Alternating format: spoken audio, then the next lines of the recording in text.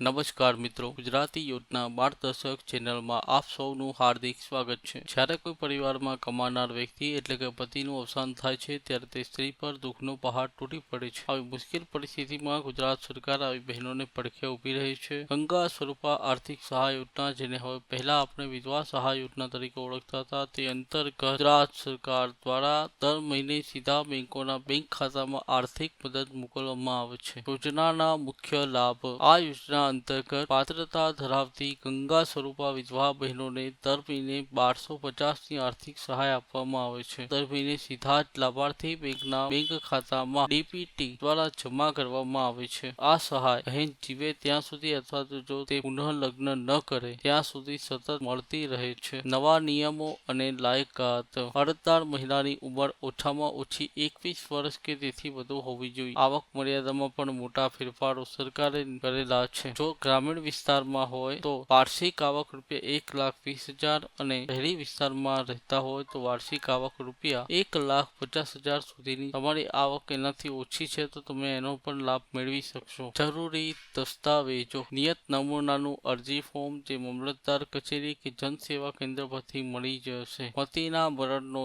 દાખલો, અરજદાર મહિલાનું આધાર કાર્ડ અથવા ચૂંટણી કાર્ડ, તલાટી તથા સક્ષમ અધિકારીનો આવકનો દાખલો, મહિલાએ પુનઃ લગ્ન કર્યા નથી તેવું તલાટીનું રૂબરૂ પંચનામું અથવા સોગંદનામું, ઉંમરનો પુરાવો જેમ કે લિવિંગ સર્ટિફિકેટ અથવા આધાર, બેંક પાસબુકની ઝેરોક્ષ જેમાં તમારો આધાર કાર્ડ લિંક હોવો જોઈએ। ફોર્મ ક્યાંથી મળશે અને ક્યાં જમા કરાવવું? આ ફોર્મ તમે ઓનલાઈન અને ઓફલાઈન બંને રીતે ભરી શકો છો। ઓફલાઈન ફોર્મ ભરવા માટે તમારે તમારા વિસ્તારના મામલતદાર કચેરી, જનસેવા કેન્દ્ર અથવા ગ્રામ પંચાયતમાં વીસીઈનો સંપર્ક કરવાનો રહેશે। ત્યાં આ ફોર્મ વિનામૂલ્યે અથવા મામૂલી ચાર્જ ભરી આપવામાં આવે છે। જો તમે ઓનલાઈન ફોર્મ ભરવા માંગતા હો તો ડિજિટલ ગુજરાત પોર્ટલ પર જઈને ગંગા સ્વરૂપા આર્થિક સહાય યોજના હેઠળ અરજી પણ કરી શકો છો। ફોર્મ જમા થયા બાદ સરકારી અધિકારીઓ દ્વારા તેની ચકાસણી થાય છે અને મંજૂરી મળતા આગામી મહિનાથી પેન્શન શરૂ થઈ જાય છે। આસપાસની એવી બહેનો હોય જે વિધવા હોવા છતાં માહિતીના અભાવે